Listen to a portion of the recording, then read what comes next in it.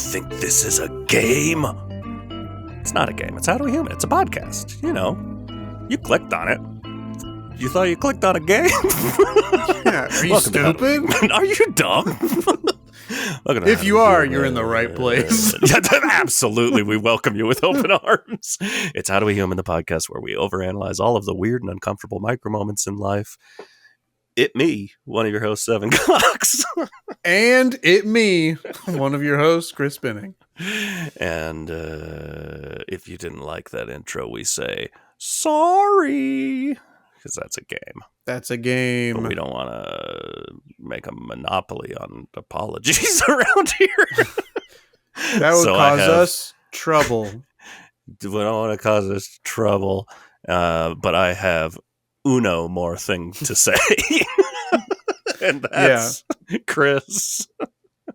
How are you doing? I'm doing all right. I have uno more thing to say. Uno more. Guess who? Chris. How you doing? I'm doing okay.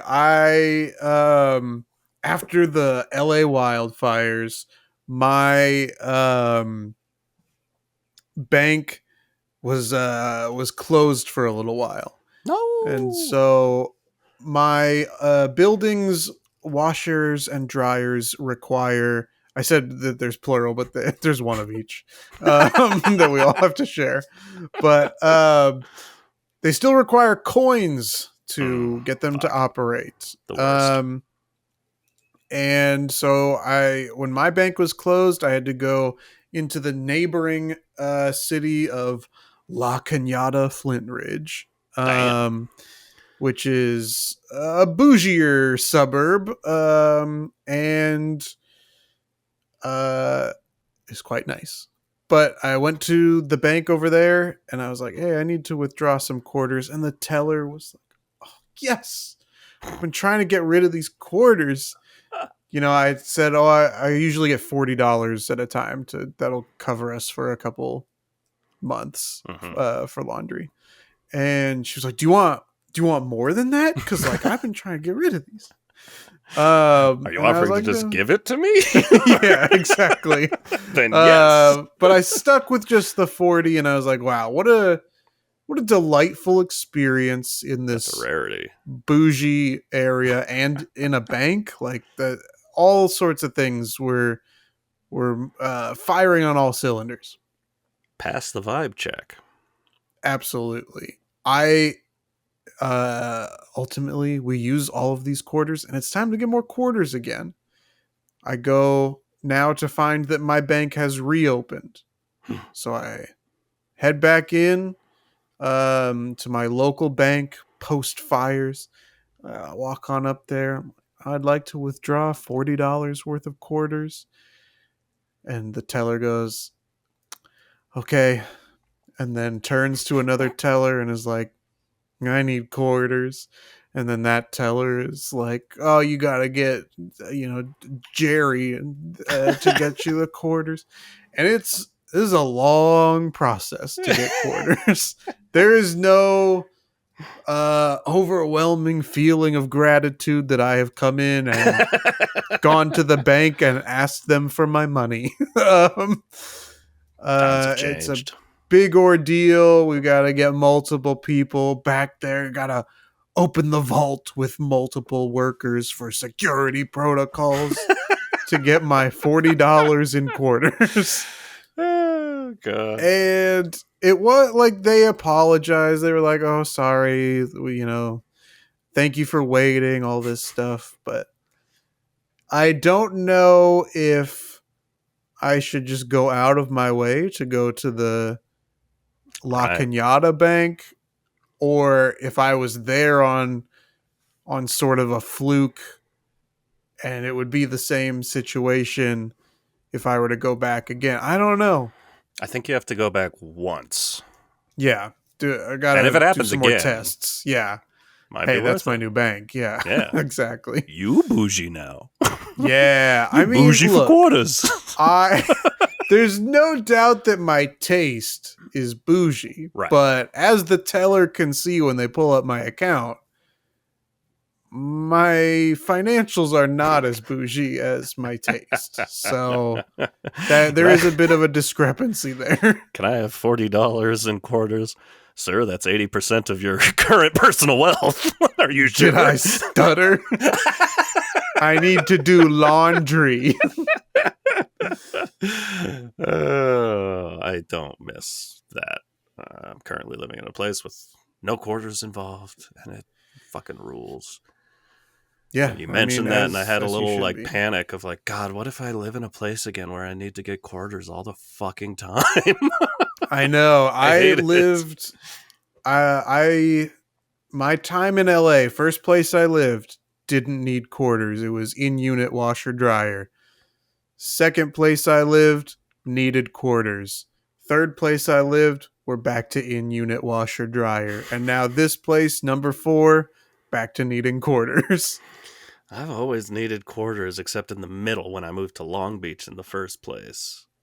Card, and it was awesome. You just swipe your card. I don't understand why we can't just have card. I'll pay card more for or laundry. App. Like, it doesn't. What are we doing app here? Also, it's nice. Quarters. But now we go from my story, which I think we can all agree was apples, to now Evan, also apples. Going apples to apples. Evan, how you doing? Sorry, I took all the good game points. That's life. That is life. That's what all the people say. And this is Cards Against Humanity. I have a story. You tell a story about laundry. I tell a story about valet parking. Oh, another thing I don't enjoy. No, like I've said, I've had to drive back and forth to and from Los Angeles, California. And that's a long drive for me now. But I've been having to go back and forth a lot lately. And every now and then there will be a situation where it's like, we need you on set at 8 a.m. And it's like, okay, I can either leave at like 4:30 a.m. or 5 a.m. or I can kindly ask the company to put me up in a hotel. And I've only done that twice for 2 very early things where I'm just like, I can't. I just can't do it. Please put me in a hotel, and then I could just easily get there the day of and not be like, because that's also like, if I'm leaving at 5 a.m, I'm going to get there and just be dead. Like, yeah, no one's going to want to be around me. What I've found, though, is the hotels I get put into, it's always valet. There is no on-site parking. It's like, yep, valet. I eked around this multiple times by luckily finding very close street parking and just being like, and that's similar to laundry. There's one, these parking things, they got apps now. A lot of them have apps. I was in Hollywood and I parked on the street and an app, and you can update it from your phone. So like in the room, those 2 hours have passed, and it's like, click update and you're good. And I was like, wow, what a world. Yeah. Magical. I would have killed for that when I lived in Long Beach, the place that is impossible to park in. Anyways, this time I pull in and there's already 3 cars. You know, at most like hotels, it'll be like a little drive-through area where the valet is, and you pull in and you kind of get out, check in, come back, whatever. But there were already 3 cars lined up in there, so I was half hanging in the alley. But I'm like, I don't know, all the valet people are busy. I don't have anyone to talk to, so I'm just gonna go in and check in and hope that's fine. And I check in, and that all goes whatever. It's like when you check into hotels. It went better than my other one, where it was a fucking robot. But it wasn't a robot. It was a person on a kiosk. You know what I mean. There was flesh and blood in front of me. I craved it. Yeah. And as I was walking out, I was like, oh, parking. Kind of half playing the fool. I knew. I had looked it up. I knew it was valet parking, but I just wanted to ask, and I'm glad I did. because the woman at the front counter said, yes, we have valet parking, which is $38 to $45 a night. I'm just staying there one night, and theoretically I can get the company to pay for that. But then she was like, also, if you go down the alley, there's a parking structure, and that's $30 a night. It's a minimal difference, but also valet, you're supposed to tip them. It's like, okay, so I can just park myself, and it's $30 flat.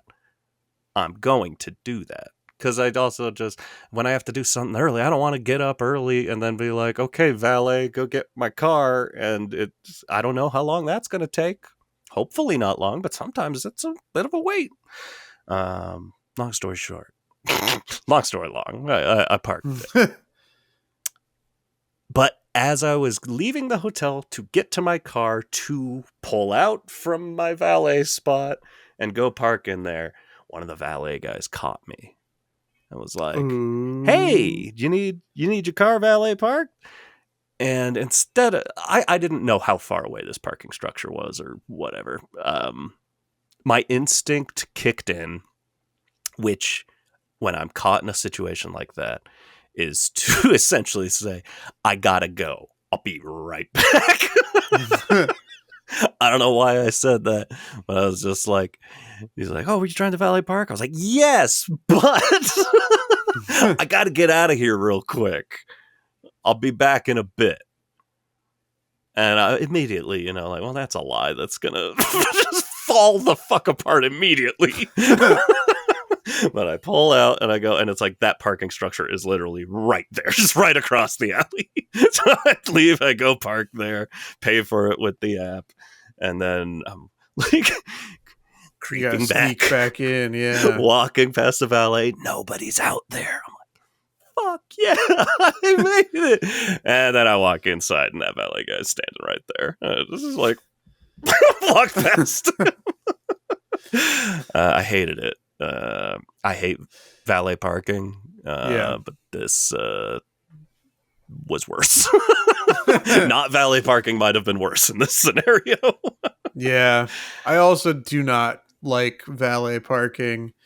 If there's a parking area, if there's an area where these people are parking cars, just let me go up there. Yeah. I get that it's a job and they need money, they need tips. Yeah.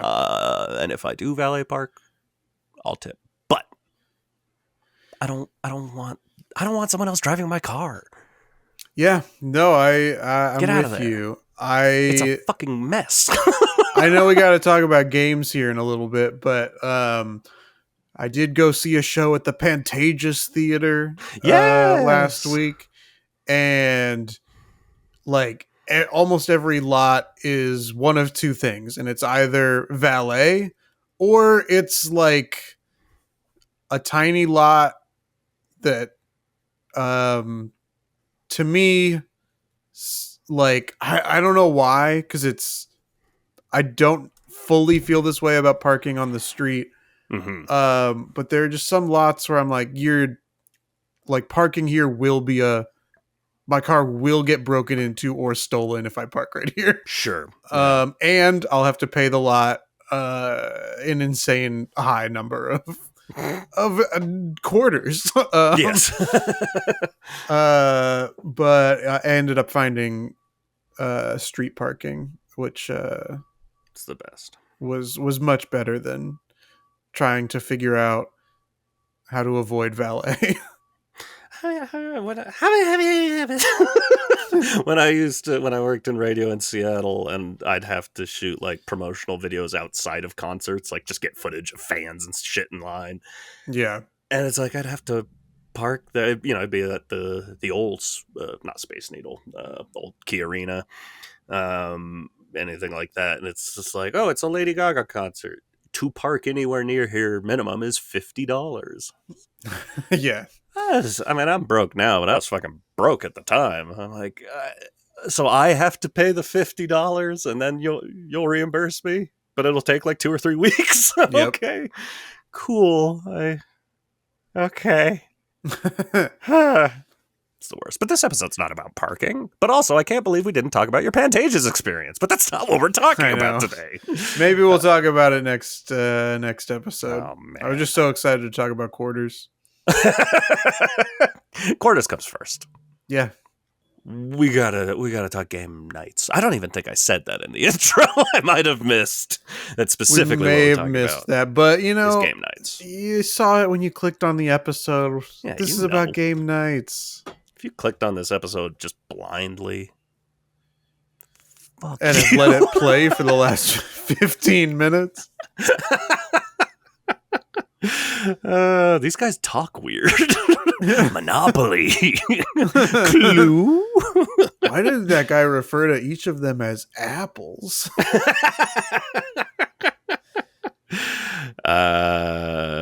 Yeah, I mean, we love a game night. We've had some game nights together. That's true, we have. But there are some, I do have some anxieties surrounding game nights. And some examples I will throw out. But I put it to you. Yeah. What you know about game nights? I mean, I like the idea of a game night. I would like to be one of those people who, and maybe this is only one of those things that you see in like movies and television. Mm-hmm. But I would like to have like, a weekly game night with friends, or a weekly trivia night, or whatever, like that sort of activity with a group. But I obviously don't. But I did have a recent game night experience. Yes. This was a week or two ago. We went to another friend's apartment and had a game night, and I like a game night because it feels more like when it's just like, hey, let's all hang out and drink. And like, I mean, I'll go, but like that's not really my thing. But when it's like, yeah, let's all hang out and drink and play games, I'm like, now I'm interested. Yeah, we got a thing. Let's go. But my concern about game nights is what games we playing, because some games are not that good. Some games are stressful. Some games I don't find fun. Yeah.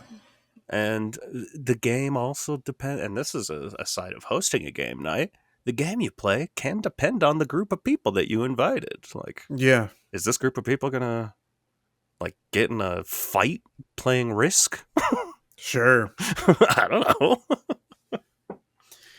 Yeah. So we played, I believe, 3 games at this game night. Game night. There were too many people at this game night for us all to be playing one game. It felt like. Especially like the first game we played was called, like, I tried to write them all down, but this is the only one where I'm like, this game, I may have gotten this wrong, but I believe this was called Charty Time, which was an apples to apples-esque game where there's a graph or like a chart, hence the name. Charty. And you're figuring out what the other axis would be labeled. So one is like, or maybe not. Yeah, I think you're labeling one of the axes, and the other one will be like, or it'll be a question or a title at the top of like, I can't even think of a good example. Let me see if I can pull up an example card real quick. Example. This is not a particularly like interesting one, but so you can see that there's this bar graph here with number of cats owned on the bottom, the x-axis, and the y-axis. Then you're putting in either like volume of cheese consumed. So that's a fun if you have twist. 3, cats, that's when you're getting more cheese consumed. But it's a little bit less for 4 cats. So maybe it's something different. The other examples here, somebody's put paranoia. You're most paranoid if you have 3 cats. or time spent weeping. You are weeping the most if you have 3 cats, whatever. So that's the idea of the game. And that's this style of game, apples to apples, charty time, Cards Against Humanity. I really feel good about myself playing these games. Yeah. Because this is a little bit of humor and a little bit of like making things make sense. But there were like 15 people at this all playing this game, and that's a lot of people to have playing this game. I did break that into 2 groups. We should have, game. I did win one of the rounds. So that's harder with 15. Yeah, you really have to stand out. I'd play Cards Against Humanity or Apples to Apples. You're playing with like 4 people or something. And it's like, yeah, I'm going to crush you all every time. I'm hilarious. Yeah. And then I don't. But that was a simple one that was easy to understand. Love that.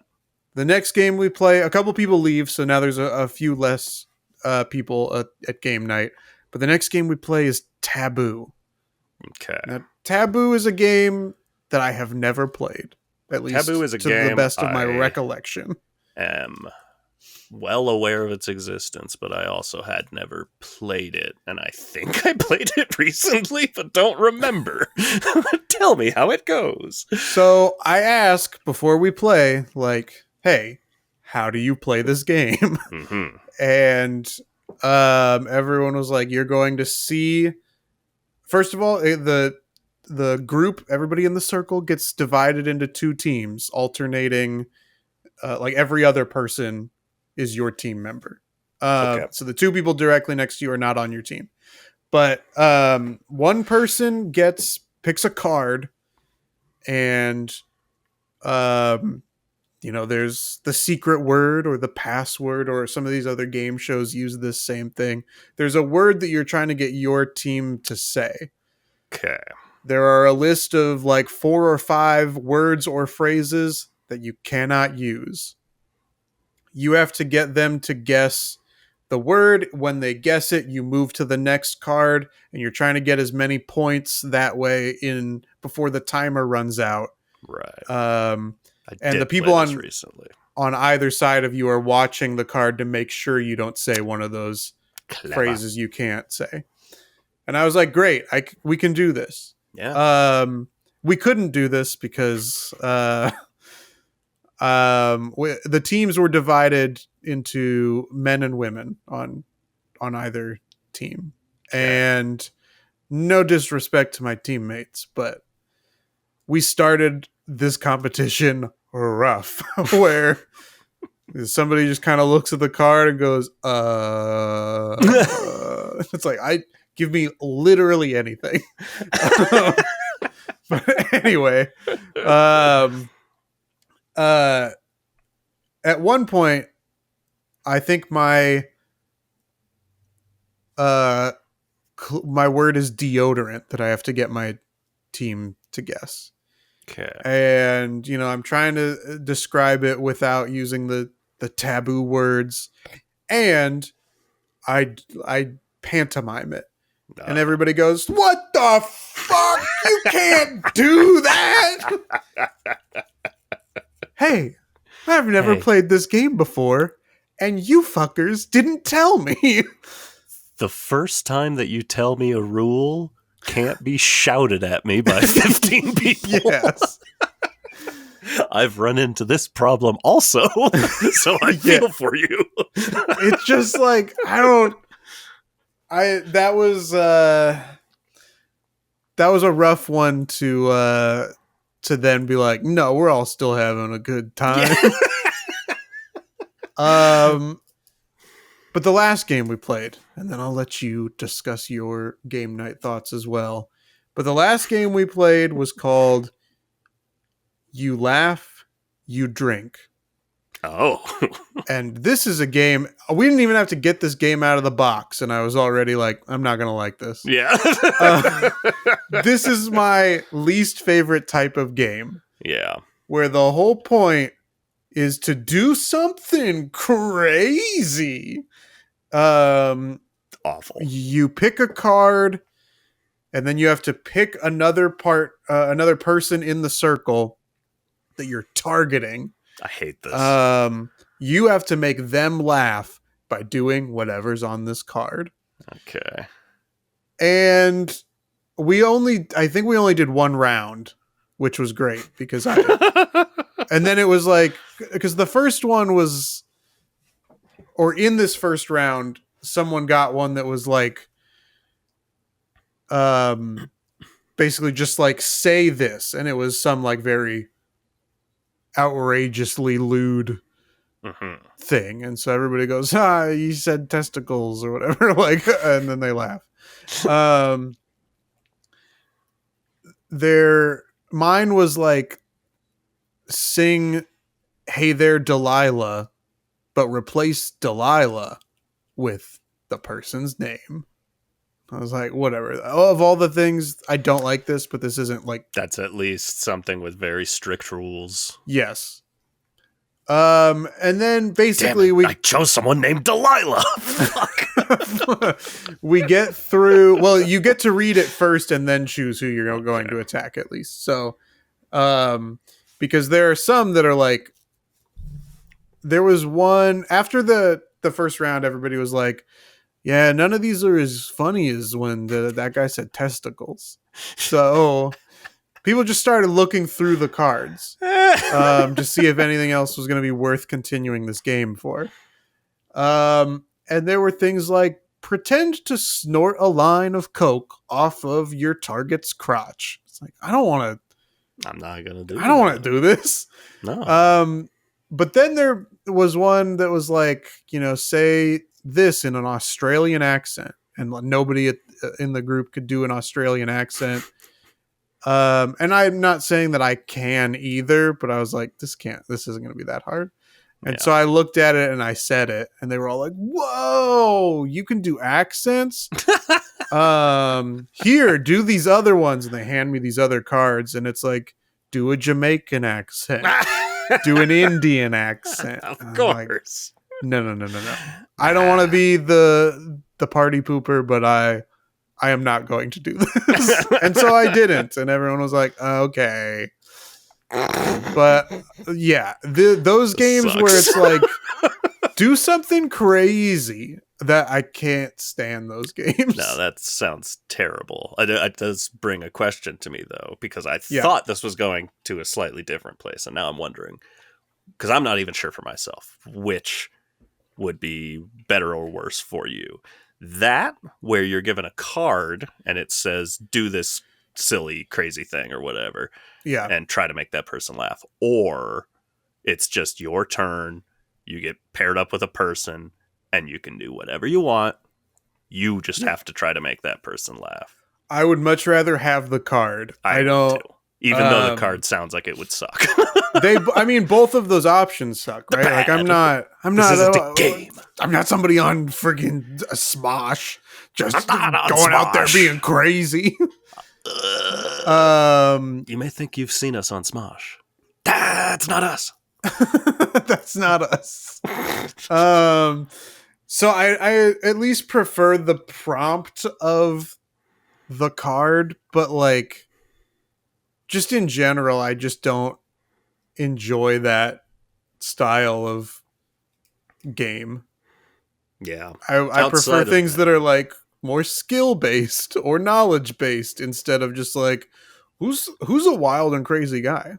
Is it you? Here's the thing. It's like, I love almost all the classic board games. There's very few that I hate. And I know a lot of people that do have like a handful of old board games that are like, no, I fucking hate that.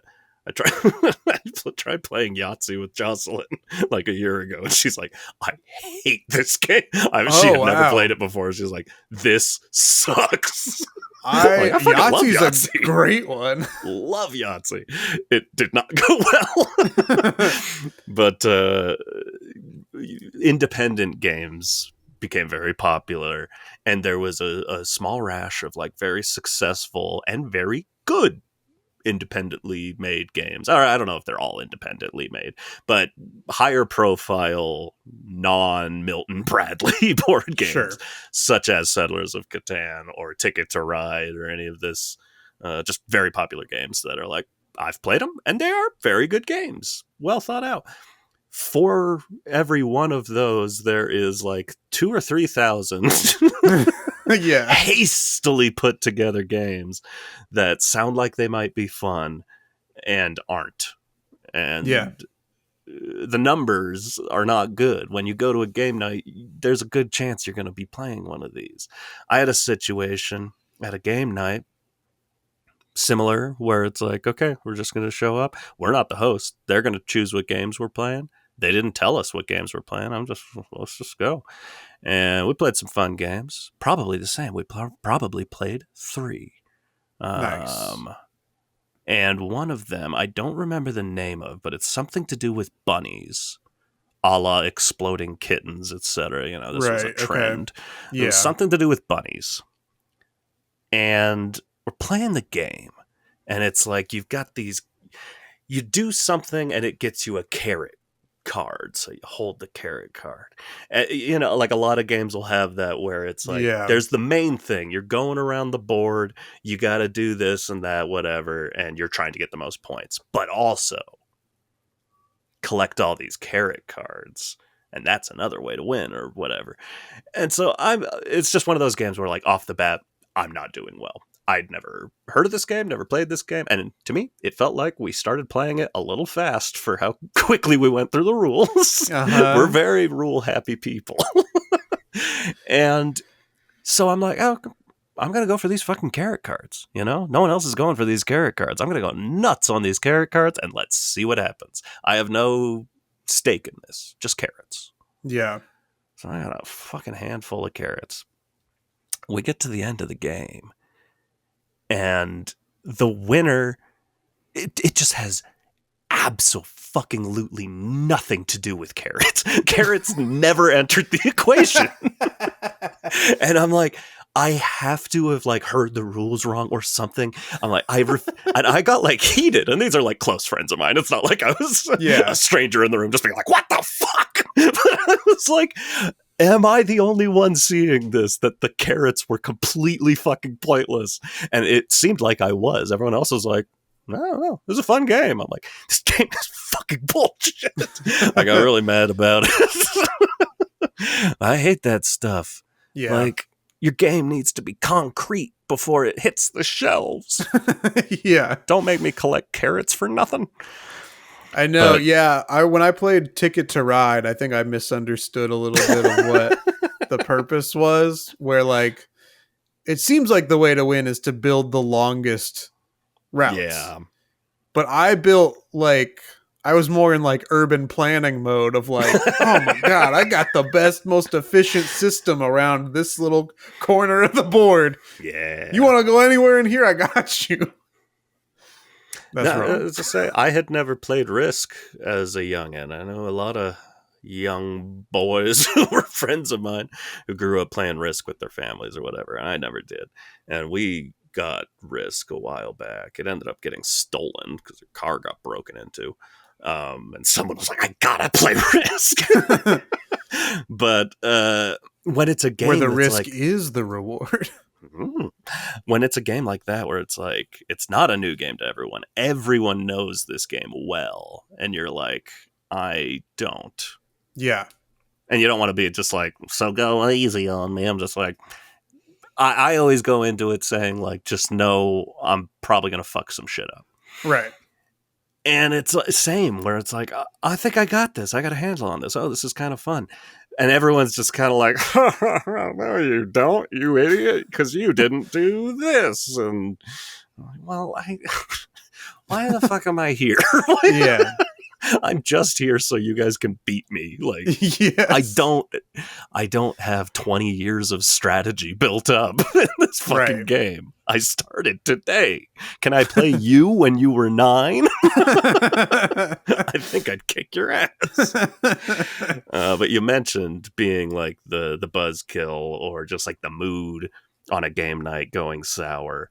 And there are a couple of ways that can happen. One, what we just both explained, just Yeah. like, this game is not a good time, or I'm mad about something. But also, like, when someone is just, like, demolishing everyone. And it's just like, there never was a game. It's just this one player won from turn 2. But it's like, we're going to finish. And oftentimes, that's Monopoly. And that can be fairly random. A lot of, dice rolling. Monopoly is one of my favorite games, but you got to admit there's a lot of just chance. Sure. And community chest involved. And it's Monopoly is just a game where it's like, sometimes one person just immediately lands on some really solid properties and it's game over, but we're going to play for 2 more hours. Yeah. So I don't know. I'm probably overly sensitive to that, and I feel like everything in life, other people in the room are just like, no, it's fun. We're having fun. I'm like, I feel like the mood is bad. It's probably just my mood is bad because I'm a sore loser. I'd like to think I'm not a sore loser, but I don't know. Maybe I am. I was pretty sore about those fucking carrots. Yeah. And Monopoly does bring to mind one other time when I was a sore game night loser. So maybe I'm a problem and I shouldn't be. I mean, we had a game night together. You can tell me if I'm a problem. And I do have something to say about that. But I was playing Monopoly at my friend Anthony's house. And similar to that, I was crushing. I'm like, it's the best feeling in the world for me. For a guy who loves Monopoly, when you get in there, you're playing a bunch of friends and you're just like, I've got this in the bag. And so it got to like, it was me and one other person left. I had like all the property except for like maybe 3 or 4 pieces of property, which they owned. So it's like, game fucking over. And then my friend Chris, not you, but the other Crispy in my life, Chris shows up. He's like, oh, you guys playing Monopoly? Let me be the banker. Guy who was being banker passes all the money and everything over to him. I lost that game. Immediately after Chris became the banker, I landed on every possible thing that would lose me money. I lost all my money. I had to mortgage everything. And it's like, I know in my head, this is the most irrational thing in the world. Yeah. But I am so fucking mad at my friend Chris for coming in and interrupting my win streak. Yeah. I'm a superstitious douchebag. How do you feel about when people like change the rules of the game, and not necessarily in like like how do you feel about house rules? It depends on the rules. Yes, agreed. Like, Monopoly is maybe the biggest example of people having house rules, and part of that for me is like and I guess that's the definition of house rules. Is like, I grew up like a lot of people did, which is like, how the fuck did this get started? That you put money in the middle, and when you land on free parking, you get that money. And any tax you pay, anything like that, goes into the middle. Anything you're paying off a community chest, that goes in the middle. If you land on free parking, you get money. I learned out within the last 5 years that's not anywhere in the rules. Free parking literally is just a free space you land on. Yeah, so, I don't think I've ever played with money in the middle. Exactly. It's either you did or you didn't. But a lot of people did. I'm not alone. So like, yeah, I'm always down for that as a house rule, but it's not a necessity in my mind. But yeah, every now and then you'll play with someone that's just like, no, house rules. Game works like this. Yeah, it certainly does not. when you play Monopoly, are you one of those players that like hides some of your money under the board or whatever? Like that's what I've encountered more often, is like, oh, you think somebody's almost out of money, and then they have to hand over their last bit of money, but what's this? They pull another fat stack out from under the board? Absolutely not. I would never do anything like that. Now, have I been the banker and straight up cheated 100%.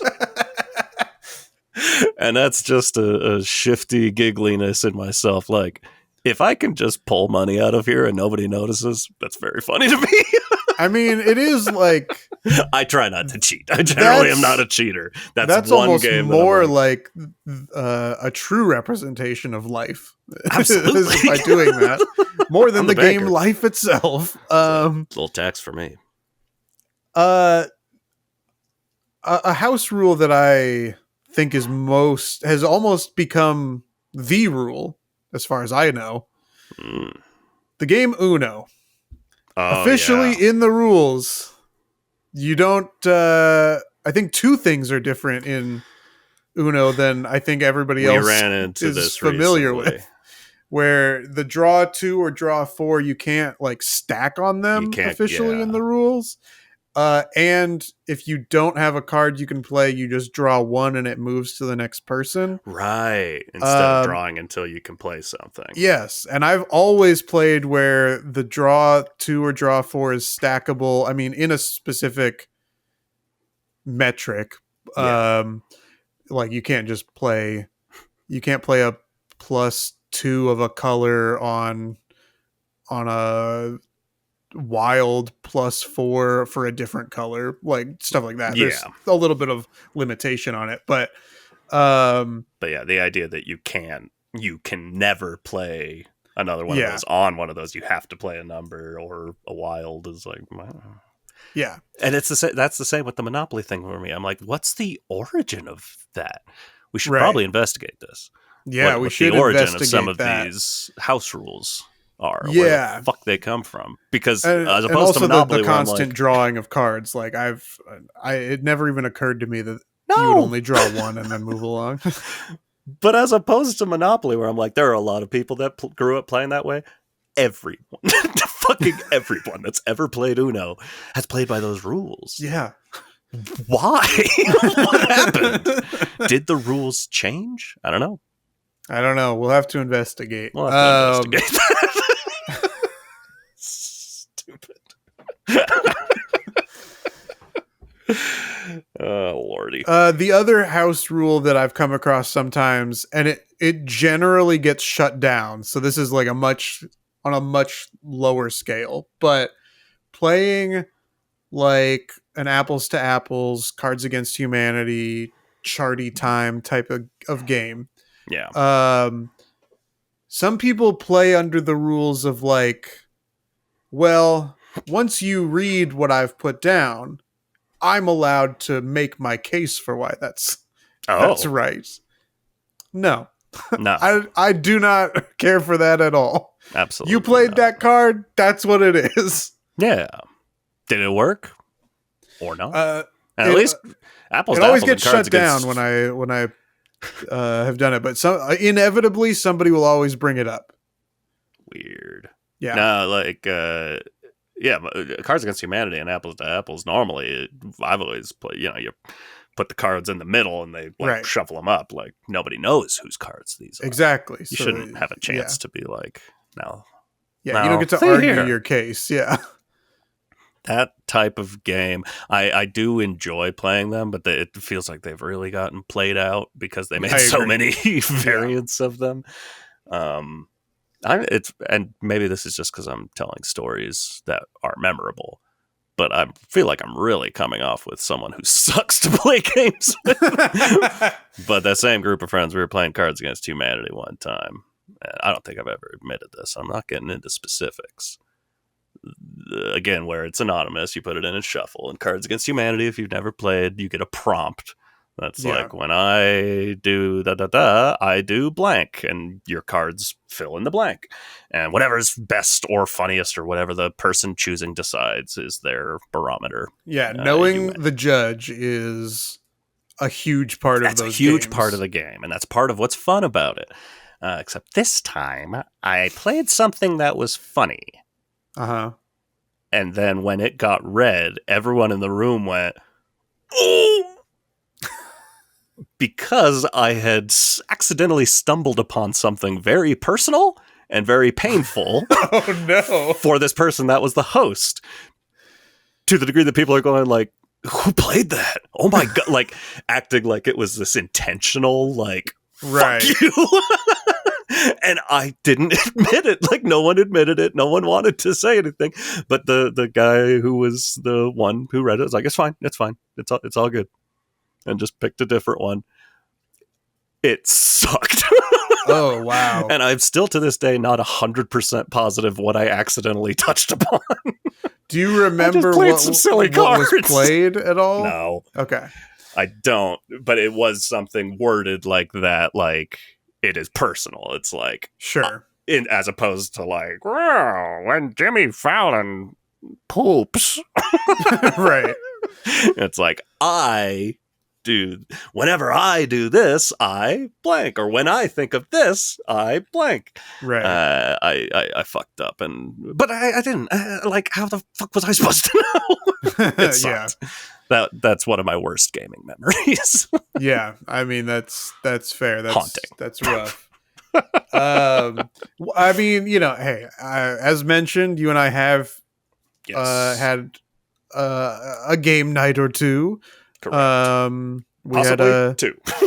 Possibly two. I can't remember if there was a third. I can't remember if we went to game night or game house twice or not. I don't remember. We did actually. Yeah. The first time there were a lot of us there. We played Settlers, and the second time it was like you, me, and one other person. Yeah. Still fun, but not quite the same. Yeah. All that being said, I say that I have the evidence that you're not impossibly unbearable to play games with. Thank God. We played Settlers of Catan, and we played Sorry. While we were waiting for a game to become free, we played Bananagrams. Which we did play Bananagrams a little bit. Yeah. Bananagrams is like, I don't even find the game all that fun, but I do love that it comes in a little pouch that's shaped like a banana. That's great. It makes the whole game. But that was so. There was another time more recently where Jocelyn and I joined you and your wifey. Yes. At that very place you're sitting in right there. Yeah. And we played a handful of games, and it was very fun. But we did play Sorry. We did. And it did come to a point where I'm like, I'm not a go easy. I can go easy on people, but it's like your wife was winning. Yeah. And then I got an opportunity. It's Sorry. I got an opportunity to really fuck her shit up. Yeah. And then I really fucked her shit up like 2 or 3 more times. Yeah. And I'm again going through the like, is this like completely ruining? Like, is she mad at me? I don't know. I'm playing the game. It's a mean game. It is a mean game. It's a mean game by design. Yes, it's the whole idea. I don't know. I think I just overthink everything at a game night or every social function ever. Yeah, possibly. I do have weirdly a lot more to say about different games, but we are running out of time. We are. So I think the last thing I'll say,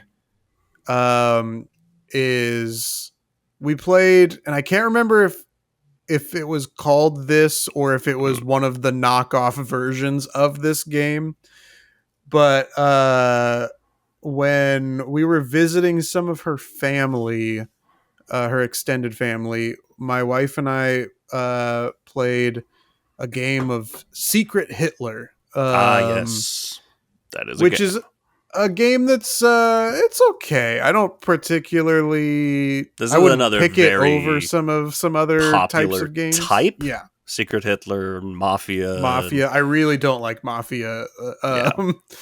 Werewolf, some other ones. Mm-hmm. But it was my wife and her sister, I think. And they didn't know this at the time, but I think it was my wife and her sister, and then me and her cousin ended up being like, her cousin and I were on the like Hitler and Commandant or whatever the like team member that's not actually Hitler, but is on that same side, is called. And then my wife and her sister are on the other side. And I successfully... So you draw 2 cards from the center, and they're different colors on the side that you look at. And it's like red or green, I think. But you draw 2 of them, and then you put one back, and then people like try to decide if they think that you're on the evil side or not. The baddies. And I was asked, so my wife drew 2 cards and put one back, and then I was asked if I saw what my wife's cards were because I was sitting next to her. And I said that, one of them was green and one of them was red.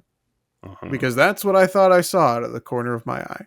Yeah. And so she could have put back the bad one, or she could have put back the good one. But this unleashed a big debate about my wife claiming that that's not what happened, me saying that's what I saw, and then everybody else being like, well, if she had the 2 options, then she must be on the evil side, the way that it took her to put one of them back or whatever. And then it did feel like my wife was upset with me that, like, how could you throw me under the bus like this? And her cousin said after we finished the game, was like, yeah, I've seen couples really get upset playing this game. And is that, I don't know that I've ever played that one specifically. Is that a part of the game? Like, you can ask someone, like, did you see? Yeah, because you're someone trying to get information. Well, I don't know, because this is the only time I've ever played this game as well. But it was, I believe, like at the end of each round, like you're trying to the kind of like Mafia, where you at the end of the round everybody tries to figure out like who do we get rid of, and so I think it was at that point at the end where it was like, should we get rid of her because she might be the bad one, and she does not have a particularly good poker face, so it defaults to smiling. And that kind of makes her look a little more guilty in that situation. And it turned out that, I mean, they were wrong to get rid of her, but she wasn't on my team in the game, so I had to do what I had to do. You just put into hard positions sometimes on game nights. It's like, are we playing this game or not? Yeah, I gotta know ahead of time. Exactly. We're all in? We're playing the game? 100%. This is not real life anymore? Yeah. I can be an asshole. Yeah, my wife was definitely like, I did not know you were that good at lying. It's like, I mean, I definitely felt like I saw what I saw. But so as far as I'm concerned, I was telling the truth. That's dangerous path to go down when you find out how well your partner can lie to you. 100%. I've been there as the good liar. Maybe this whole podcast is a lie. Every story we've ever told is made up. And you can hear every story we've ever told in all these past episodes, which you can find on Spotify, Apple Podcasts, Amazon Music, Pocket Casts, HowDoWeHuman.com. Anywhere that you get your podcasts, you can rate or review or comment or subscribe or follow or whatever. And you can also do those things on our social media. This includes Instagram, Facebook, and YouTube. At HowDoWeHuman, or you can also send us an email to howdowehumanpod@gmail.com. Now it's time for a little bit of trivia, Evan. You surpassed your goal last week. I did. So you're at 70 points. Okay. I'm at 66 points. Are you going to let me pass you this round? Absolutely not. All right, well, let's play this little game. We didn't even talk about things like Trivial Pursuit. Oh my God, there's so much to discuss. So Question much number more to one. talk about. Which of these notorious real-life criminals has Tom Hardy not portrayed on screen? Ned Kelly, Reggie Cray, Al Capone, or Charles Bronson? This is hard for one reason, which is that even though I know Tom Hardy very well, I know his filmography, and I know that he has been some of these people. I'm now mixing him up with a different actor who has definitely played one of these people that I'm like, am I just thinking of that person?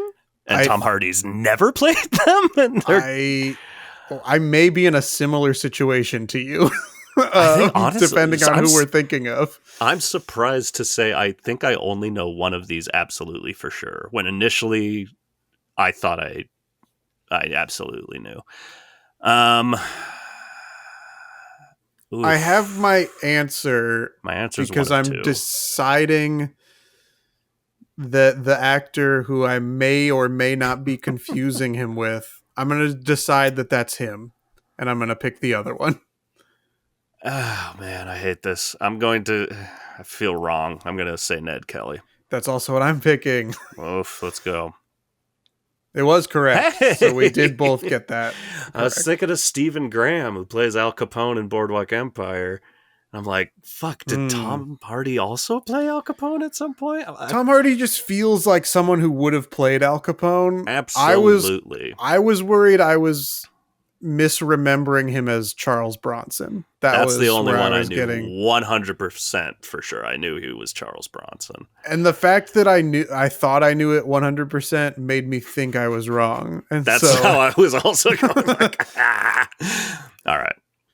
I don't know how to say this word. Which of these bridges? You got it. Is that? No.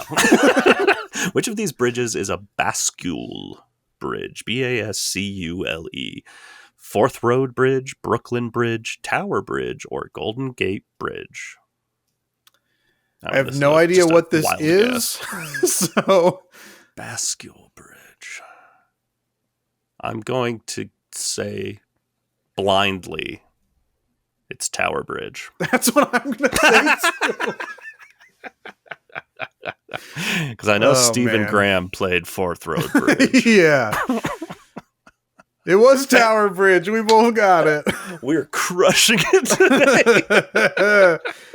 Question number 3. My God. What is the longest river in Asia?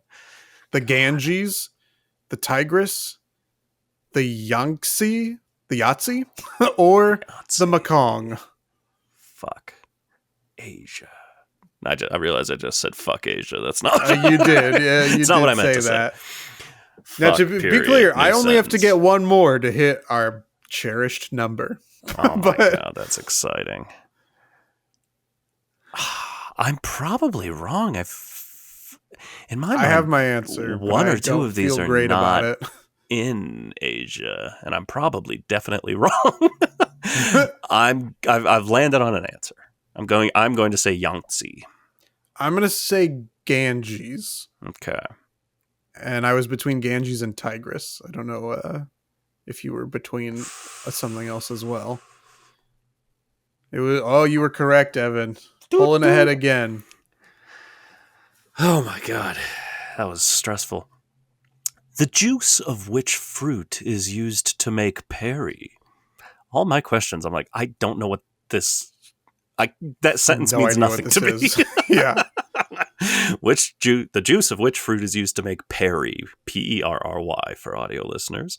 Pineapple, plum, pear, or peach? It's definitely a pea. Perry. I'm between two. And Perry. I've got an answer. I have an answer too, and I hope overthinking it helped me. I'm going with peach. I'm going with plum. Okay. I feel like pear is a trick. That's what I mean. Where like I hope overthinking it like didn't hurt me. It was pear. We both got fucked over on that one. Who initiated the first complete translation of the Bible into English? William Tyndale or Tyndale? William Caxton? John Wycliffe? Geoffrey Chaucer? Wycliffe Jean? What do you mean initiated? Right. Hey, you should do that. Hey, anybody think about making this English? Which I've got to say sounds like an absolute William Caxton move. Yeah. That's going to be my answer because I have no fucking clue. I have no idea either. I'm going to say... I was also looking at Caxton, but I think I'm going to land on... Well...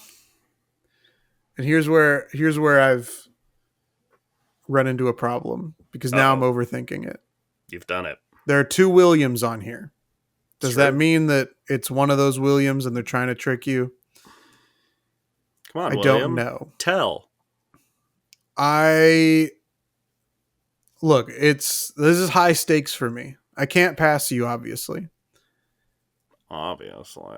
But I need 1 to hit our beloved number. I need to get it right. I've been on a hot streak.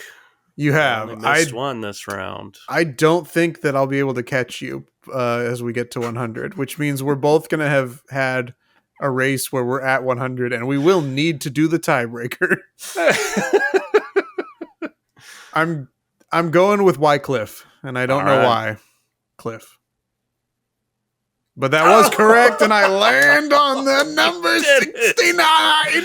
He did it. Oh, wow. I only dreamed. I overshot. You do still have a 4-point lead over me, if that helps you, because you are now at 73 and I am at 69. Nice. And that is where we currently stand on our race to 100 points. Some call it a race. Some call it a game. Yeah. We are pursuing that trivia. But we call it family. Yeah. Family. I know, there's so many like family game night things that I didn't even talk about. Are we going to have to do game nights part 2? Probably. Okay, bye. Okay, bye, everybody.